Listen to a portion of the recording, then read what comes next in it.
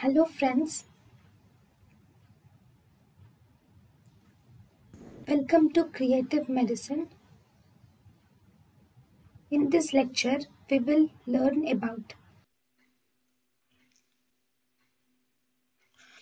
Albuminuria. Normally, if the albumin concentration less than 30 milligram per day is normal, if the albumin concentration is found to be 30 to 300 milligram per day, then it is microalbuminuria. If the albumin concentration is more than 300 per day, then it is macroalbuminuria.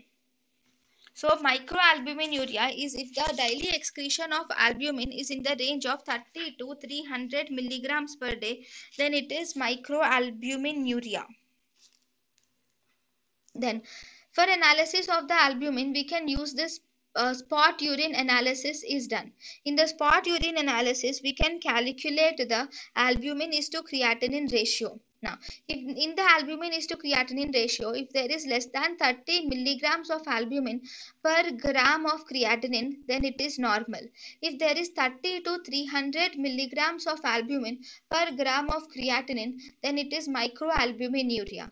If there is more than 300 milligrams of albumin per gram of creatinine, then it is macroalbuminuria. thank you and thank you for watching.